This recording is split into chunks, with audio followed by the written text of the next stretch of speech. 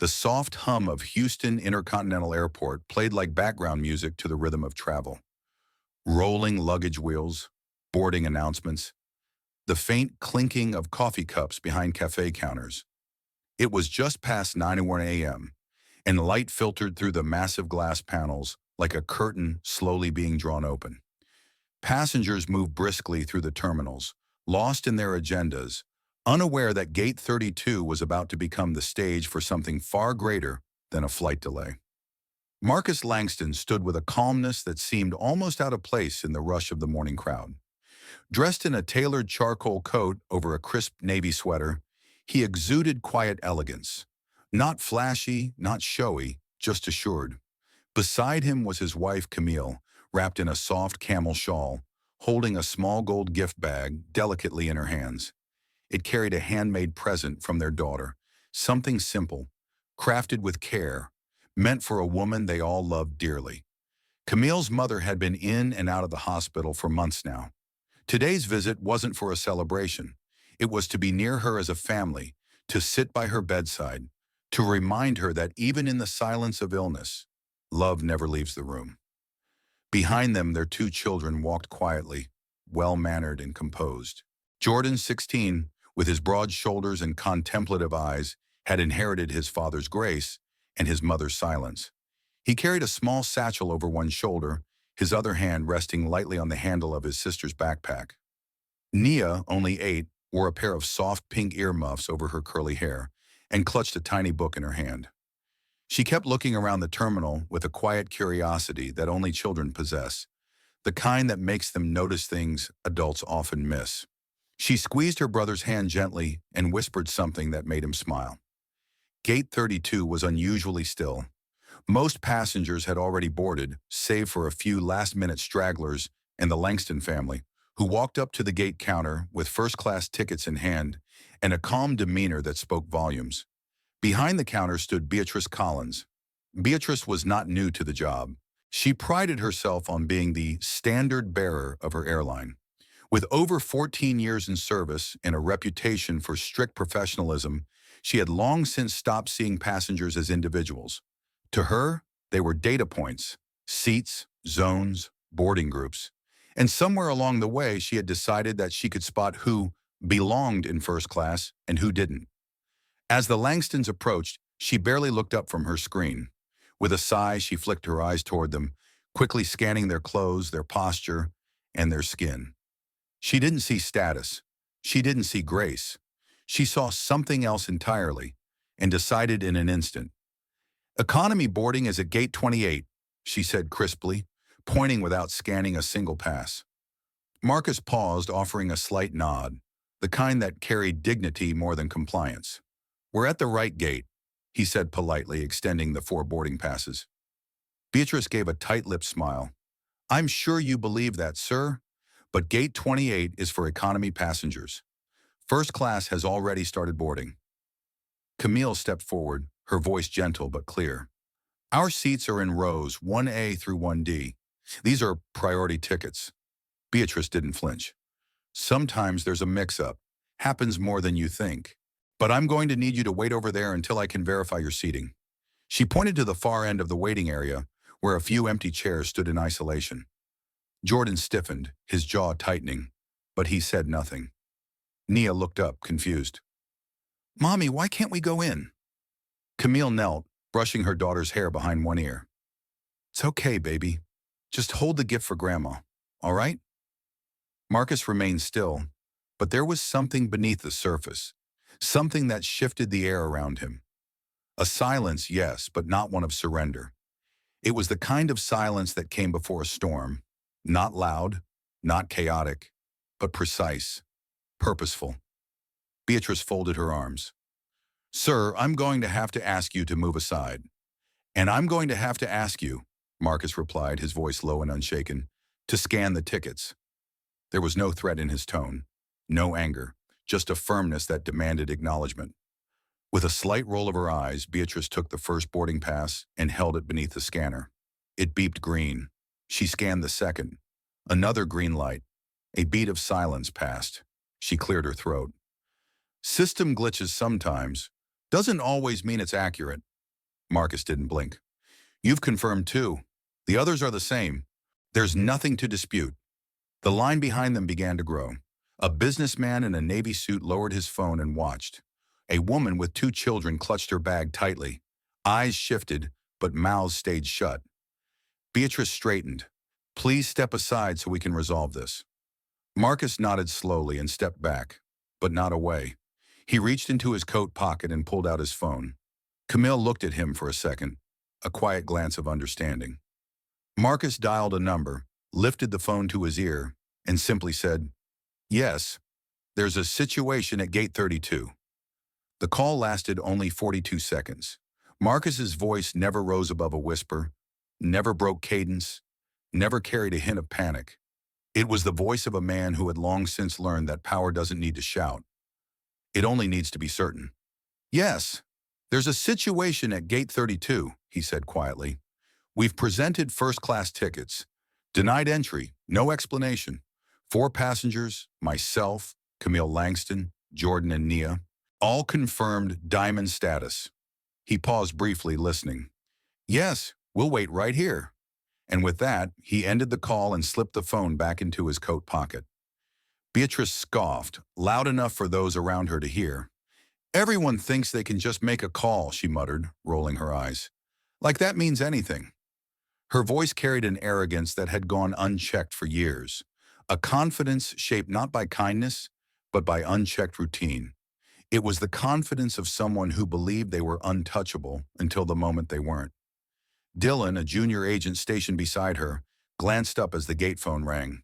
He reached for it instinctively. "Gate 32, this is Dylan speaking." The color drained slightly from his face. "Yes, sir. Right away." "Yes, I understand." He hung up slowly, the receiver settling back into place like a gavel ending a trial. Beatrice raised an eyebrow. "What was that about?" Dylan didn't answer her.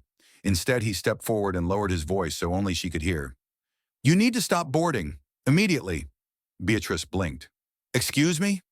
"Supervisor are on their way. We're to hold the flight." Beatrice laughed, short, dismissive, cutting.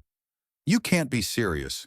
But Dylan wasn't laughing, and neither were the passengers, who had begun to murmur, sensing that something had shifted. Conversation softened. Eyes turned toward the Langston family, toward the man who hadn't raised his voice, toward the gate agent who suddenly seemed a little less sure of herself. The Langstons didn't move. They stood together silently, Marcus with his hands in his pockets, Camille holding the gold gift bag gently in front of her, Jordan watching Beatrice with quiet scrutiny, and little Nia now sitting on her mother's suitcase, swinging her legs slowly, humming to herself. They weren't causing a scene, but the stillness around them had become its kind of protest. And then they appeared. 2 figures approached from the far end of the terminal, one in a sharply pressed navy blue suit, the other in a dark red airport operations jacket. As they drew closer, a hush rippled through the crowd like wind cutting through grass. Passengers parted instinctively.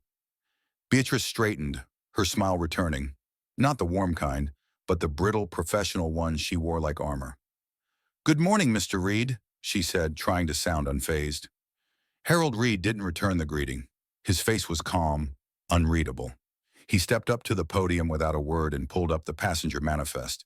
Lucia Moreno, the operations lead, flanked him silently, her tablet already glowing with data. Beatrice's confidence faltered as she watched the two of them scroll, tap, and exchange glances.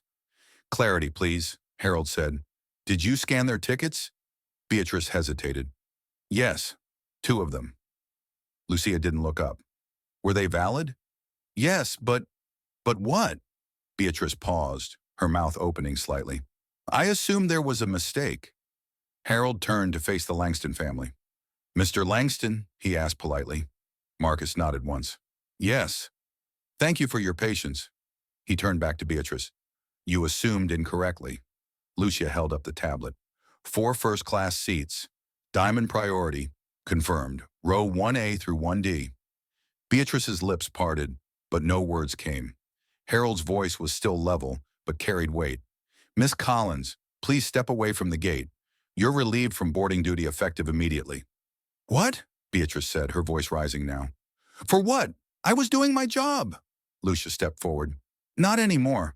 There's a replacement agent en route. Dylan looked down, clearly uncomfortable. His hands fidgeted at the hem of his vest. Passengers watched in absolute silence. Phones were out, though not all were visible. One woman in a trench coat tapped her camera discreetly. Another man pretended to scroll, but angled his screen just enough to record the scene. Beatrice's face flushed with a shade of red, not born from embarrassment, but from disbelief. This wasn't how it was supposed to happen. She had always been in control. Her word had always been final. But this time, her assumptions had run headfirst into something she couldn't override. Marcus gave a slight nod as Dylan turned toward his family. "We'd like to welcome you aboard now," the young agent said gently. Camille gave him a small smile. "Thank you." She reached for Nia's hand, helping her to her feet. Jordan followed closely, brushing his blazer sleeve instinctively, straightening himself like a soldier on a parade ground. And as they walked through the gate, quietly, gracefully, without fanfare, not a single one of them looked at Beatrice. Not once. But the silence in their passing carried more weight than 1,000 words ever could. Beatrice stood still, rooted in place. Around her the boarding resumed, but it sounded muffled now, like echoes in a vacuum. Her world, the one where she dictated who was worthy of stepping forward, had cracked. She looked at Harold, who had already turned back toward his tablet. She looked at Lucia, who didn't even glance up. She looked at Dylan, whose eyes remained focused on the line, avoiding hers. And she looked at the Langstons, now just disappearing down the jet bridge. Beatrice swallowed hard. For the first time in her career, she didn't feel certain. She didn't feel respected. She didn't feel like she belonged. And she didn't yet know just how far that one phone call was about to reach. The jet bridge door opened with a soft hiss. Inside the aircraft, everything looked pristine, sterile, and meticulously arranged, just as first class was meant to feel. The air smelled of citrus polish and fresh upholstery. Seats gleamed under soft lighting, each trimmed with white leather and framed in polished mahogany accents. Marcus stepped on board first, his shoes landing softly on the plush carpet as if the aircraft itself recognized his presence. Camille followed beside him, her hand still gently holding Nia's, who now looked around with wide-eyed wonder. Jordan brought up the rear, straight-backed and quiet, his face composed, but his eyes alert. Flight attendant Renee Abbott, the lead on this flight, had been making final adjustments to headsets and welcome kits when she saw them enter. She straightened instinctively, her training kicking in. But something about the moment, something subtle in the way the family moved together, stopped her cold. They weren't tourists. They weren't wide-eyed with awe. And they weren't angry either. They were watchful, measured, like people who had already lived through the most humiliating part of their day, and now they were simply waiting for the world to catch up.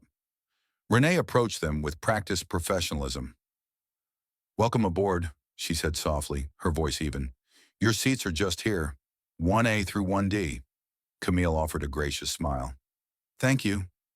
Jordan lifted both their bags into the overhead compartment without prompting. Nia climbed carefully into her window seat, still holding the gold gift bag tightly to her chest. Her small fingers adjusted the corner of the seatbelt like she had done it 100 times before. Camille sat beside her and adjusted the shawl around her daughter's shoulders. Marcus took the aisle seat, crossing one leg slowly and resting his hands over his knee. Everything about them was composed, still, too still. Renee caught herself standing a little longer than necessary. She turned away just as Dylan, the gate agent, stepped into the cabin and made his way up to her. "Can I speak to you?" he whispered. Renee followed him toward the galley. "They're the ones," Dylan said under his breath. "The family from the gate." "I assumed that," Renee replied. Dylan looked visibly shaken. "But you don't understand. Mr. Reed didn't just come because someone complained. There was a call. Someone way, way up." Renee's brow furrowed. "How far up?" Dylan lowered his voice to a whisper. "Board level, one of the major shareholders." Renee blinked. Dylan looked toward Marcus, now settled into seat 1A, speaking quietly to his wife.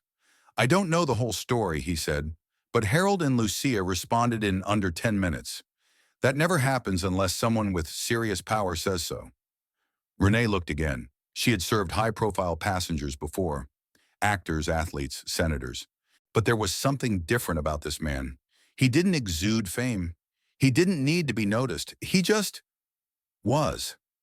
She walked back toward her station, but her thoughts stayed with the man in seat 1A. Meanwhile, at the back of the plane, Beatrice Collins sat slumped in the jump seat, arms crossed, jaw clenched. Her hands gripped the sides of her seat so tightly that her knuckles had turned white. She had been told, firmly, that she was no longer working this flight. But until the plane landed, she had no choice but to stay aboard. Around her, the rest of the cabin crew moved with an unspoken tension. No one made eye contact with her. No one offered reassurance. She had become an island. Cut off, irrelevant, observed. She overheard two junior attendants near the beverage carts. "Did you see them?" They didn't even raise their voice. "Nope, just one call." And boom, Harold Reed himself. A long silence. "I heard she didn't even scan their last two tickets." Beatrice closed her eyes for a second, her pride screaming. She had made calls like that 100 times before. Assumptions, redirections, quiet dismissals. But no one had ever pushed back like this. She didn't know yet how deep this mistake would go, and she didn't know who she had just crossed. Up in the cockpit, Captain Emery Wells reviewed the final flight plan when a small chime interrupted his concentration. A message had just appeared on the secure communication screen. 5 simple words: "Expect contact from the executive office." Captain Wells stared at it. He'd flown for 23 years. He had carried celebrities, transported dignitaries, and dealt with emergencies mid-air. But in all that time, he had never once received a message from the executive office before takeoff. He reached for the intercom. "Lead attendant to flight deck, please." Renee arrived within moments, her expression composed but curious. He turned the screen toward her. She read the message. Her eyes widened slightly. "Is this about the family in 1A?" The captain nodded slowly. "I believe so." A second message appeared. "Hold full crew upon landing. The ground team will debrief. No exceptions." Renee looked toward the cabin, her eyes resting once more on the man seated so quietly with his family. "Who is he?" she asked. Captain Wells responded with a single name from memory, a name he'd seen on confidential briefing documents during the airline's merger months ago. Marcus Langston. Renee froze. She had heard the name. Everyone at the corporation had. Langston was one of the key equity holders. He wasn't just an investor, he was the investor. The man who had quietly secured the company's solvency during the pandemic when others had backed away. The man whose signature had saved thousands of jobs. And Beatrice Collins had told his family to move to the economy without scanning all their tickets. The captain looked at Renee, his voice now softer. "Tell your crew, be alert. Don't say more than needed. We're not just flying passengers today." Renee nodded and stepped out, her chest tight. Back in first class, Marcus shifted slightly in his seat. He wasn't reading. He wasn't sleeping. He was waiting. Camille looked at him. "Are you all right?" she asked. He didn't answer right away. "I'm not angry," he said at last. "I'm just paying attention." Jordan leaned across the aisle. "Dad, do you think she knows who you are now?" Marcus looked out the window for a moment. Then he said softly, "It's not about who I am. It's about what they assumed I wasn't." And with that, the aircraft door sealed shut. The wheels hadn't lifted yet, but the reckoning had already begun. The engines roared gently beneath the wings as the aircraft began its smooth ascent into the clouds. The world below shrank, turning roads into threads and buildings into matchboxes. But inside the cabin, the atmosphere only grew heavier. Altitude hadn't lifted the tension. It had condensed it. Renee walked quietly through the aisle with her service tablet pressed close to her chest. She moved with the practiced ease of a professional, but her mind raced. The message from the executive office kept echoing in her thoughts. "Expect contact. Hold crew. No exceptions." This wasn't a routine flight anymore. This wasn't turbulence in the air. It was turbulence in the structure. And the man in seat 1A, still seated with perfect composure, was at the very center of it. She glanced toward Marcus Langston again. He wasn't pretending to be unaware. He wasn't ignoring anyone. But his stillness was too deliberate to be casual. The man knew. He knew what had happened. He knew what came next. And he was watching, not out of malice, but out of clarity, as if he had seen these kinds of storms before, and he knew exactly when to speak and when to let silence do the work. At the rear of the plane, Beatrice Collins shifted uncomfortably in the narrow jump seat near the galley. Her posture was stiff, arms folded tightly as if her uniform could still protect her from what was coming. But it couldn't. Two of her fellow crew members passed by, neither offering a glance nor a word. Micah, one of the attendants she used to correct in front of passengers, walked past with the drink cart and didn't even nod. It was like she had become invisible, but in the worst possible way. She wasn't being ignored. She was being watched, judged, measured. And for the first time in her career, Beatrice felt the full weight of the stares she couldn't return, the whispers she couldn't control, the glances that cut deeper than reprimands ever could. Her fingers trembled slightly as she reached for a napkin, only to realize no one had asked her to serve anything. She wasn't working. She was merely present, a passenger in uniform. And that presence, once authoritative, now felt like a spotlight on a collapsing stage. She tried to straighten her back. She told herself it was just a misunderstanding, that she was being treated unfairly. Marcus hadn't said who he was, that she couldn't have known, but something inside her had already unraveled. She hadn't asked. She hadn't checked. She had assumed. And that assumption now echoed louder than any of her years of service. Near the galley, Ben, the youngest crew member on board, spoke quietly to Renee. "That's him, right?" he whispered. "Marcus Langston?" Renee didn't answer immediately. She adjusted her grip on the tray in her hand. "He owns part of us," she said softly. "Maybe the most important part." Ben swallowed hard. "I heard the executive board's already involved." "They are," Renee confirmed, "and they're not waiting for landing." Ben looked toward the curtain separating first class from the rest of the cabin. "Should I say anything to her?" He meant Beatrice. Renee shook her head gently. "No, she already knows. She just doesn't want to say it yet." Back in first class, Jordan Langston adjusted the armrest between him and his mother. He hadn't said much since takeoff, but his mind hadn't been still.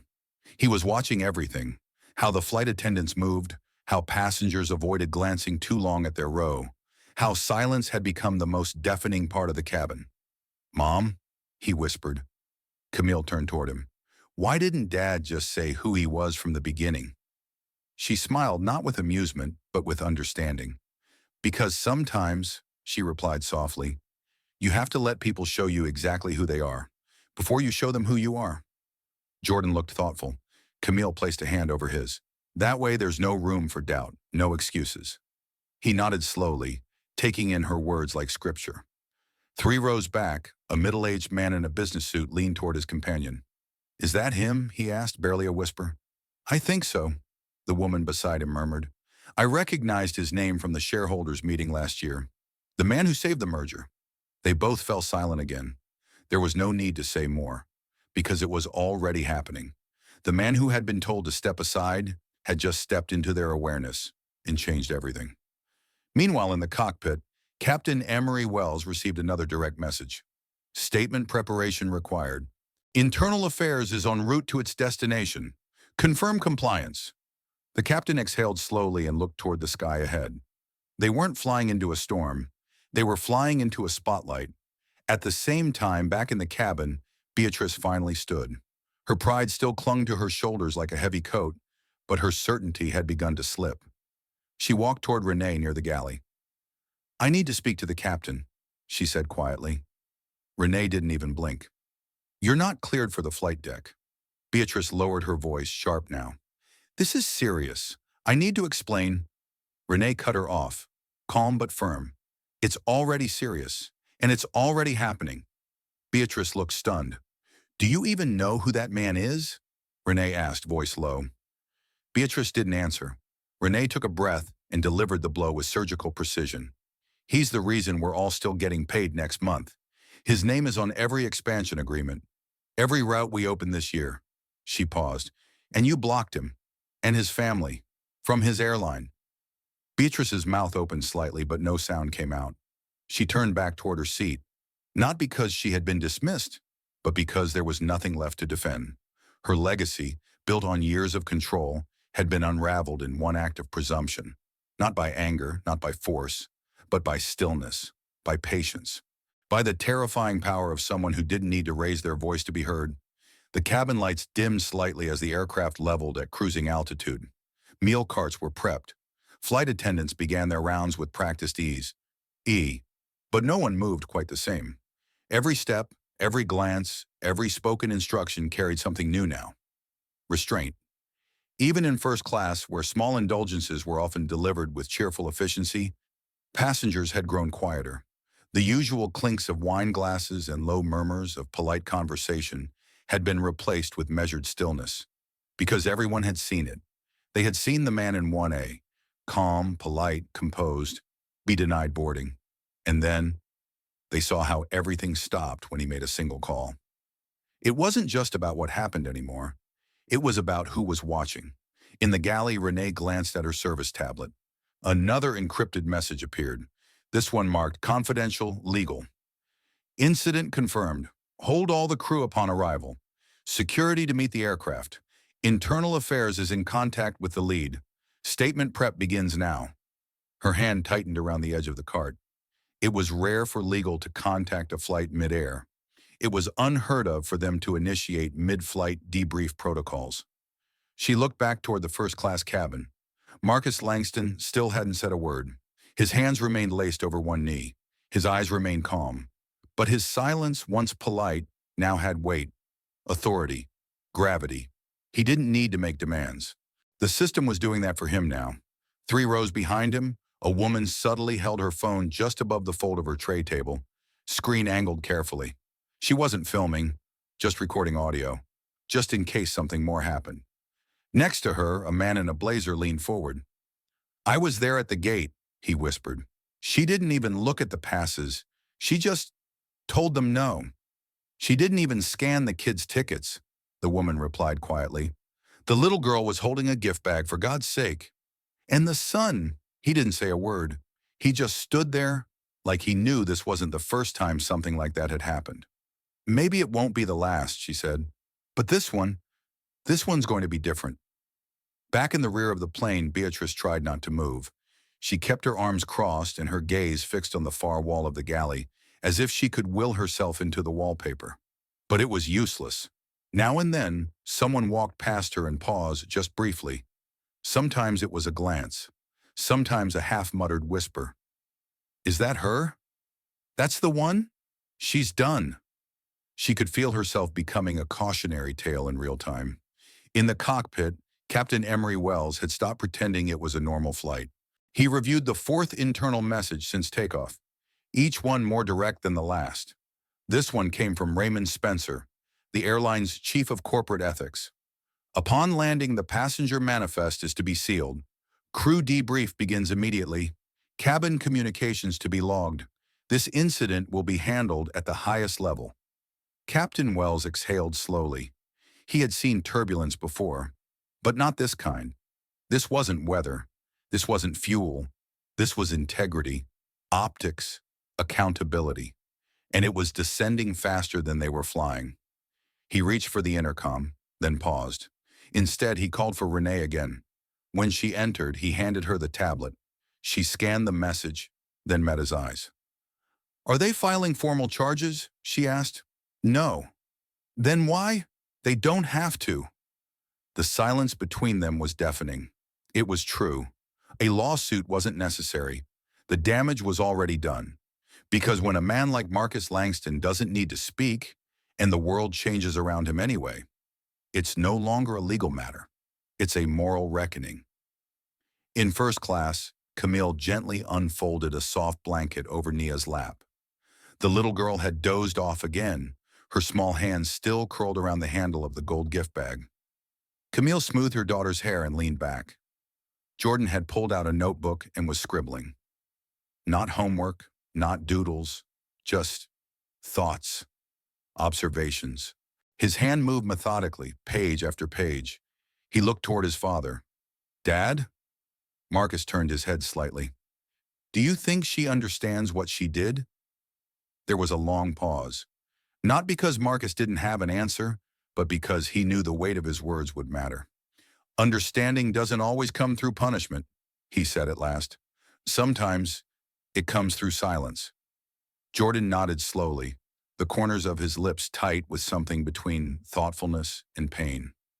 Back in the rear jump seat, Beatrice stared at the envelope in her lap, sealed, handed to her by Renee 30 minutes ago. It had come down from the captain's quarters. Inside was a printed memo from legal. She hadn't opened it yet. She didn't have to. She knew what it said. Her name, her status, her termination, if not formal, then inevitable. She closed her eyes for a moment, trying to stop the churn in her chest, but it kept rising. Shame, fear, disbelief, all tangled together like turbulence she couldn't climb out of. And then, without warning, Rachel, a senior flight supervisor she had trained years ago, stepped into the galley. She didn't say anything right away. She just handed Beatrice a bottle of water. Beatrice looked up, startled. Rachel didn't smile, didn't soften, but her voice was steady. "There's still a landing ahead," she said quietly. "You might want to drink something." It wasn't kindness. It was closure. In the final quiet moments of cruising altitude, the cabin grew still again. But it wasn't peaceful. It was reverent, as if everyone understood on some level that they had just witnessed something rare. Not rage, not a scandal, but a moment where silence held the gavel and dropped it. Marcus Langston had never needed to raise his voice. He had simply waited, and now gravity was doing the rest. The captain's voice came through the speakers, warm and composed. "Ladies and gentlemen, we've begun our initial descent. Please ensure your seatbelts are fastened and tray tables are in the upright position. Flight attendants, prepare the cabin for arrival." To the untrained ear, it was just another routine announcement. But for those who had been paying attention, truly paying attention, every word carried a finality that couldn't be ignored. The plane might have been descending, but for many on board, everything else was rising. Tension, reflection, realization, regret, especially for Beatrice Collins. She sat alone near the rear galley, the sealed envelope still in her lap. Her fingers had pressed the edges so tightly that the paper was beginning to crinkle. Around her, the crew bustled with final checks, but no one included her. She had become other, not one of them, not one of us. Just a uniform now, stripped of purpose. She looked ahead toward the first-class curtain. She couldn't see past it, but she didn't need to. She could feel him. Marcus Langston, the man she had dismissed without a second glance. The man who hadn't fought her, hadn't argued, hadn't raised a single complaint, but who had stopped a jet bridge, grounded her career, and opened the eyes of everyone within earshot, all without a single outburst. "Who are you?" she whispered in her thoughts, not expecting an answer. But she already knew. He was exactly who she feared most, the kind of man she couldn't control. At the front of the plane, Marcus sat silently, his fingers now lightly resting against the armrest. Camille leaned closer and whispered, "Are you sure you want to speak to no one when we land?" Marcus shook his head gently. "There's nothing more to say." Camille gave a soft nod. She understood.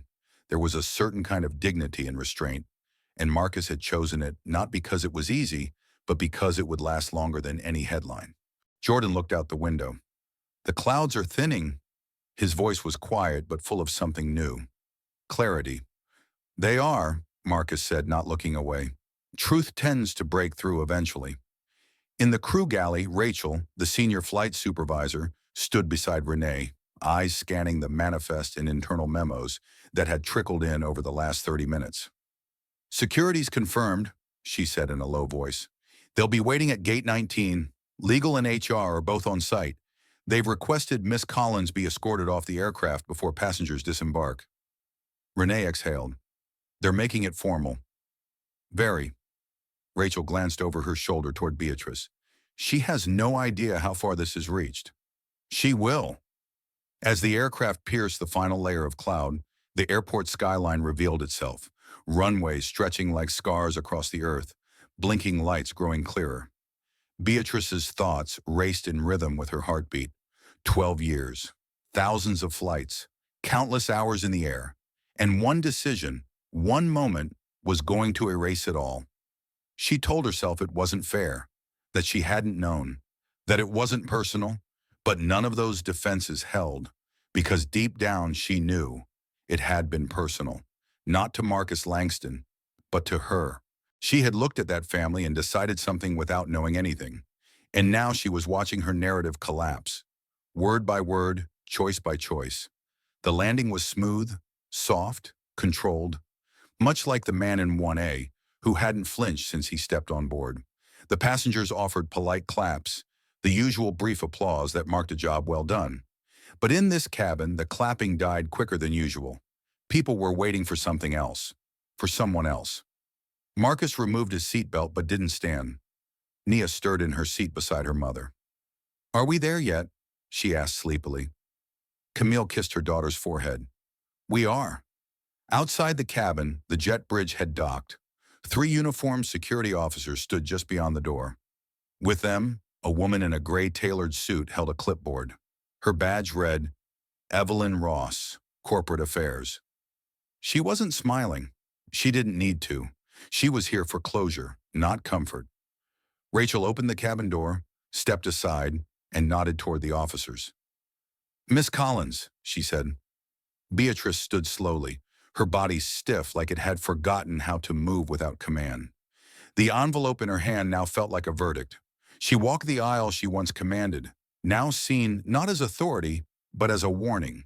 Passengers turned their heads, not with cruelty, but with something more cutting: judgment. Some lifted phones, some whispered, some didn't look away. And as she neared first class, Beatrice's steps faltered, because there, just feet away, was Marcus Langston, seated, calm, composed. His wife's hand rested on their daughter's shoulder. His son was watching her with a gaze far too wise for 16. She didn't speak. She didn't apologize. She just paused. And in that breath of silence, Camille looked at her, not with malice but with finality, and said, "I hope this teaches you more than it costs you." Beatrice's lips parted, but nothing came out. She nodded, swallowed the shame, and stepped off the plane. Behind her, the door closed with a hollow click. Back inside, Jordan leaned over to his father. "She's gone," Marcus nodded once. "She left the plane," Jordan added. Marcus looked toward the window. The sun was cresting over the horizon. "But the lesson," he said softly, "has only just begun." The wheels had barely kissed the tarmac when phones began vibrating in pockets across the cabin. One by one, passengers' screens lit up. Twitter threads, news alerts, private messages. Whispers moved like a current through first class and then spilled into the main cabin. "He's the investor they keep talking about. Wait, that was him? Someone leaked the story already. Check your feed." A woman 2 rows back pulled up a headline, her fingers trembling with surprise. "Black family denied first-class boarding. Turns out the father owns 18% of the airline." The image attached was grainy but clear, a photo taken at Gate 32. Marcus Langston, Camille, Jordan, and Nia, standing calmly as Beatrice pointed them away. There was no screaming in the photo, no chaos. Just the moment before everything changed, and now the world was seeing it. At the front of the plane, Renee's service tablet pinged. Another message from operations. "Corporate statement incoming. Prepare full PR coordination. All senior crew to remain on board post-disembarkment. Media likely outside." She glanced toward Marcus. He was still in his seat, calmly watching the curtain that separated the cabin from the jet bridge. He hadn't moved, not out of reluctance, but out of strategy, like a man letting the world catch up to a truth he'd known all along. Camille checked her daughter's seatbelt. Jordan shut his notebook, and Marcus Langston waited. Outside the aircraft, a quiet storm had gathered. Camera crews stood behind a cordon rope line. Reporters checked microphones. A cluster of passengers from other gates paused at the windows, phones pressed to the glass, trying to get a glimpse. Among them was Maya Renshaw, a senior reporter from WXN News. Her producer had tipped her off mid-flight. CEO-level incident just landed. Gate 19. Alleged racial profiling. Power reversal. It's big. She stood poised, notebook in one hand, voice recorder in the other. "Do we know who they are?" a junior intern asked. Maya didn't blink. "We know who he is. The question is, will he speak?" Back inside, the seatbelt sign chimed off. Renee stepped forward. Mr. Langston, security has cleared the path. You're welcome to disembark first, or remain if you wish. Marcus looked at her, not with suspicion, not with bitterness, but with a quiet kind of authority. Has the crew been briefed on what's coming next? He asked gently. Renee nodded. Yes, sir. Full debrief. Internal Affairs is on standby. He gave her a respectful nod. Then let the other passengers go first. Renee blinked. Are you sure? Absolutely. His voice held no tension, no need for spectacle, just a statement of purpose. We weren't the disruption, he said. Let's not become one now. And so the passengers began filing out, slowly, reverently. Not a single one of them pushed or hurried. Many turned their heads briefly toward Marcus. Some nodded. A few offered words of quiet solidarity. I saw it all. I'm sorry. You handled it with such grace. We need more people like you. Marcus nodded politely but said little, because this moment wasn't about applause. It was about memory. And the memory everyone was leaving with wasn't the injustice. It was the response to it. At the back of the plane, Beatrice stood in the operations office, freshly escorted off the aircraft. Her badge had been turned in. Her access codes have been revoked. Her name was already flagged in red across the interline system. She stared at the wall as Evelyn Ross delivered the final notice. You're not being removed because of who he is, Evelyn said firmly. You're being removed because of who you decided he wasn't. Beatrice didn't reply, because there was nothing left to say. As the Langston family finally stepped off the aircraft, flashbulbs burst. But Marcus didn't flinch. Camille placed a protective hand over Nia's head. Jordan stepped slightly ahead of his father, shielding him without being told. It wasn't fear, it was respect. For the name, for the man, for what he had just proven.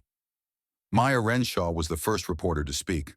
Mr. Langston, can you comment on what happened before takeoff? He paused. Cameras clicked like distant thunder. And then, softly, he replied, It wasn't about a seat.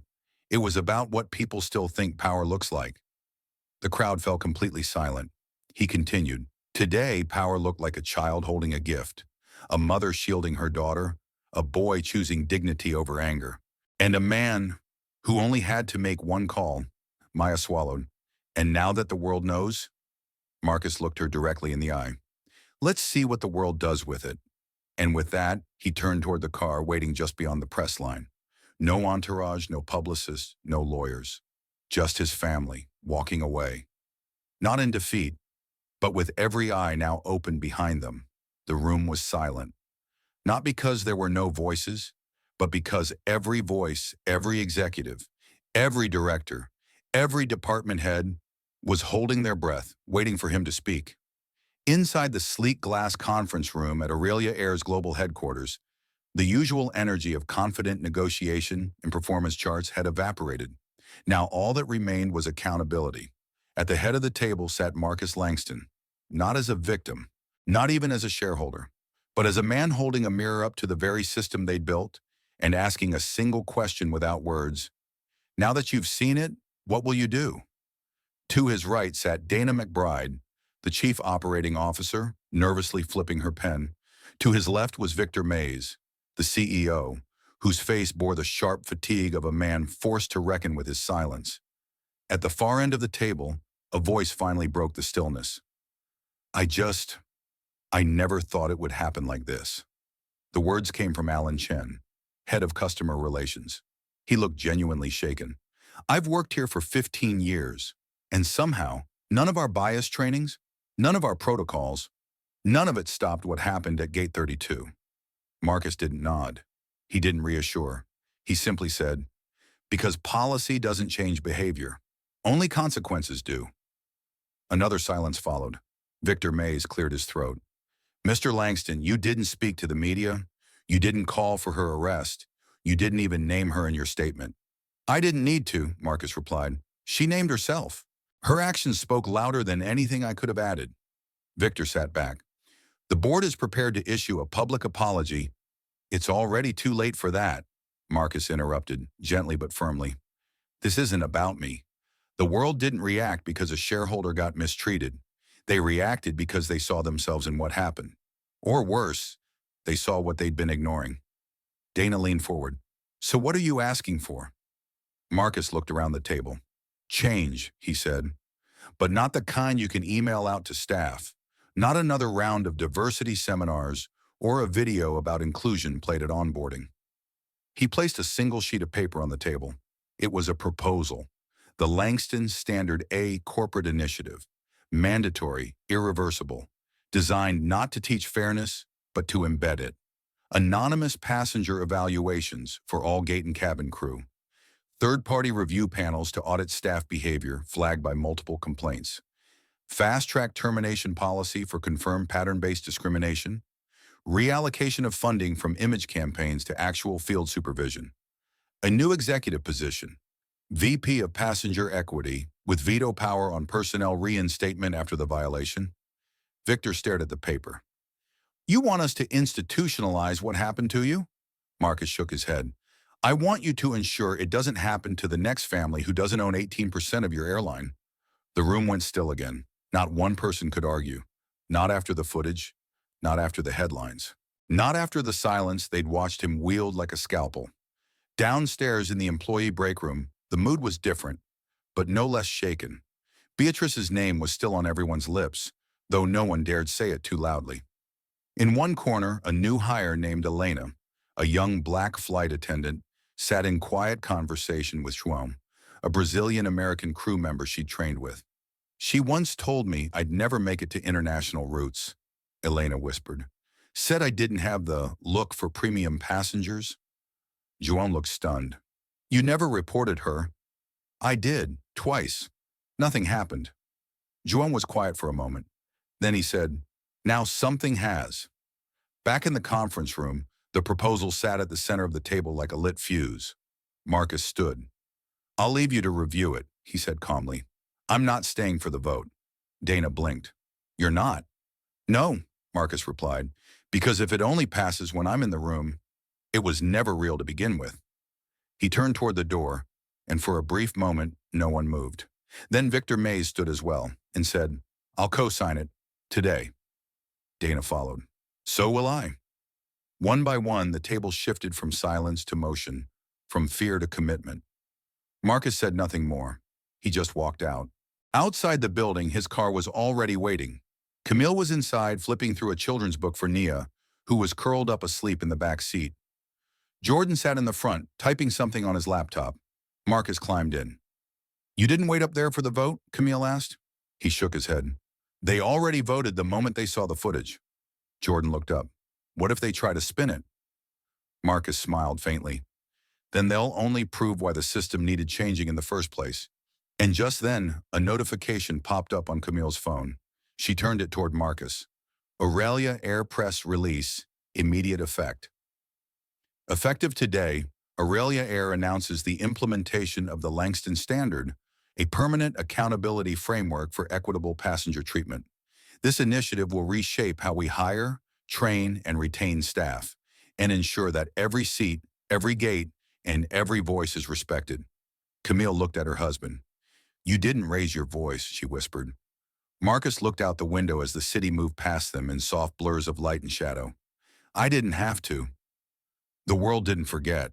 3 days after the Langston family stepped off Flight 728, the footage was still everywhere. Clips had been trimmed and reposted, headlines recycled, think pieces filled columns across media outlets, some praising Marcus's restraint, others interrogating what it said about power, race, and professionalism in corporate America. But none of it stung more than the comments. Beatrice Collins sat at her kitchen table, the blinds drawn, the light of her phone screen flickering across her face. She hadn't changed out of her uniform since returning from headquarters.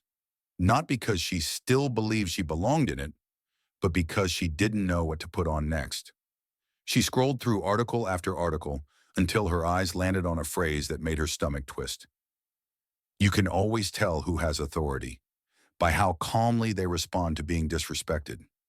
She wasn't mentioned by name in the company's official statement, but she didn't need to be. Everyone knew. They had seen the photo, the videos, The moment at gate 32 when she didn't scan the last two tickets. The way she gestured them aside. The way she stood, rigid, dismissive, certain, too certain. She had always been certain, until now. At a coffee shop across the city, two junior flight attendants, Elena and Joan, sat in front of matching laptops. They had been invited to join a new task force formed under the Langston Standard. A few months ago, no one would have remembered their names. Elena had once cried in a restroom after Beatrice scolded her for offering extra pillows to a black mother with a toddler in business class. Joan had been told to lose the accent if he ever wanted to apply for senior gate duty. Now? Now they were at the center of something that mattered. And the person who had made them feel invisible? She was the one the world had finally seen for who she was. Back in Beatrice's apartment, the phone rang. She didn't answer. It had been ringing off and on for days. HR follow-ups, former colleagues, one or two journalists asking for her side. She didn't have a side anymore. She had a record, and she had a reputation now. Not the kind she spent years building, but the kind that clung to you whether you liked it or not. She walked slowly to her closet, looked at the rows of starched uniforms, the nameplates, the pins she used to polish every Sunday night, and then, almost mechanically, she reached in and began taking them down, one by one. Meanwhile, across town, Marcus sat in the study of his home. The news continued on silent in the background, the scrolling headlines like static. His phone buzzed. A notification from his assistant. You received a letter today, handwritten, no return address. Want me to screen it? He replied, no. Send it over. An hour later, the envelope arrived by courier, cream-colored, heavy stock, no name on the front, just a wax seal pressed lightly in the corner. He broke the seal carefully and unfolded the letter inside.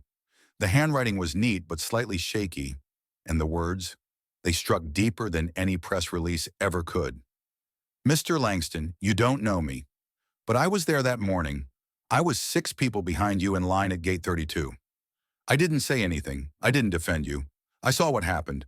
I saw how she looked at your family. I saw your wife hold your daughter's hand. I saw the boy straighten his shoulders like a soldier. And I saw you not react. That moment changed me, not just because it was unfair, but because you reminded me that power doesn't always come with a badge or a title. Sometimes it comes with knowing exactly who you are and refusing to prove it to people who never deserved the explanation. I work in a bank. I've said no to people who look like you before, for loans, for interviews, for opportunities. But after that morning, I won't again. You didn't just walk through that gate. You opened one, and I want you to know someone walked through behind you. Respectfully, a witness who finally saw Marcus read the letter once, then twice, and on the third time, he didn't read it, he felt it. He folded it carefully and placed it in the drawer beside his desk. Not for memory, but for accountability. That night, Camille found him there, still seated, hand resting on the drawer. She touched his shoulder. Everything okay? He nodded. Someone wrote to me. Angry? No, Marcus said softly. Awake. She sat beside him. He reached for her hand, then looked up at the framed photo on the wall above them.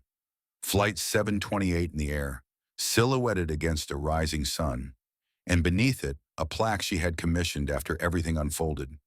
The day we didn't have to speak, and the world finally listened. The lights dimmed in the grand hall of the National Transportation Equity Summit. Hundreds of industry leaders sat shoulder to shoulder in the audience. Airline CEOs, gate operations managers, union representatives, civil rights advocates, all gathered in one place, not to discuss profits or innovation, but to discuss dignity. At the center of the stage stood a simple podium, and on the screen behind it, a single phrase glowed white on black. We don't need more slogans. We need standards.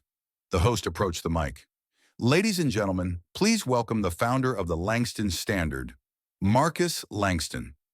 There was no thunderous applause, no standing ovation, just a slow, collective rise to their feet, an act of respect, not performance. Marcus stepped up to the podium in a dark suit, no tie, his presence still commanding in its simplicity. He waited a full 10 seconds before speaking. not to dramatize, but to let the weight of the moment breathe. 3 months ago, Marcus began, I was told, without explanation, that my family and I did not belong in the seats we had already paid for. We were not loud. We were not disruptive. We were not late. We simply didn't fit someone else's picture of what first class looked like. He paused. The room stayed utterly still. I could have demanded apologies. I could have sued. I could have gone on every talk show and told my story. But I didn't, because this wasn't about my ego. It was about a mirror. A mirror we've all been avoiding. What you saw in that video wasn't shocking because it was rare. It was shocking because, deep down, you knew it was common. There was a murmur of agreement across the room. So we created a standard, not to punish, but to prevent. Not to shame employees, but to protect passengers. And not to elevate my name, but to prove that equity doesn't need a spotlight. It just needs structure. He stepped away from the mic for a moment, then returned. If my daughter had been alone, if my son hadn't known how to stay calm, if I had not been a shareholder, this story wouldn't be on this stage. It would have been buried in someone's complaint folder, marked resolved without action. His voice dropped, firm but never angry. We cannot wait for the right black family to be wrong for the world to pay attention. We must design systems that protect every family. Not because they have power, but because they have dignity. A single round of applause began, then another. But Marcus raised his hand gently. Don't clap because of me, he said. Clap if you're ready to make this the last time someone has to stay silent, just to be heard. That brought the room to its feet, not for celebration, for commitment. In the weeks that followed, 7 major airlines adopted the Langston standard. Some rebranded it. Others kept the name intact. But the ripple effect was undeniable. Flight attendants began receiving cultural context training from community leaders, not PR teams. Gate agents were required to scan before assuming. Anonymous evaluations, once seen as risky, became the most honest tool in HR departments. And for the first time in years, passengers of color began to report something they hadn't felt in a long time. Seen, heard, respected. As for Beatrice Collins, she no longer worked in aviation. She moved to a small town in another state, changed her hairstyle, deleted her social media, and started again. This time at a public library, shelving books in the quiet. No one recognized her there, and that was a gift. But every so often, a black man in a business suit would walk in, or a young girl with curls and a gold backpack, or a family holding hands in calm silence. And in those moments, Beatrice would feel something press against her chest. Not shame, not yet peace, but a question. If I were still behind that gate, would I have stopped them too? She never said the answer aloud, but she knew it, and that was the beginning of something new. Back in the Langston home, Jordan read the news on his tablet. He smiled. They're calling it the new gold standard, he said to his father. Marcus looked out the window. The sky was streaked with soft orange. It's not gold, he said quietly. It's just human. Message and lessons learned. The story of Marcus Langston is not just about a flight gone wrong. It's a quiet thunderclap, a mirror held up to a system that still too often decides who belongs based not on truth, but on assumption. Beatrice Collins didn't shout. She didn't curse. She simply dismissed a family without scanning a single ticket, because they didn't match the picture she had in her mind of who deserved to be in first class. And Marcus? He didn't shout back. He didn't tweet. He didn't threaten. He simply made one phone call and then waited, not to destroy, but to reveal. Because Marcus understood something too many forget. Sometimes the most powerful response is not outrage, but dignified stillness. Key takeaways. 1. Never judge a person by the seat they're in or the skin they wear. Marcus wasn't angry that day. He was used to the world's assumptions. But this time, the world saw it too. The sad truth is, people are often told where they don't belong based only on appearance. It has to stop. 2. Silence can be louder than shouting. Marcus could have gone public, gone viral, gone vengeful, but instead he stayed still. and that stillness made everyone around him shift. True strength doesn't always speak. It waits until the room gets quiet enough to listen. 3. Small actions can have irreversible consequences. Beatrice didn't lay a hand on anyone, but her assumption, her refusal to even look deeper, unraveled a 12-year career. Because power isn't just what you hold, it's how you use it when you think no one's watching. 4. Real leadership comes not from a title, but from principle. Marcus owned shares, yes, but he never used his wealth to intimidate. Instead, he used it to build a better system, one that doesn't require someone to be a shareholder to be treated like a human being. You don't change the world by raising your voice. You change it by standing still until the world realizes it was moving in the wrong direction.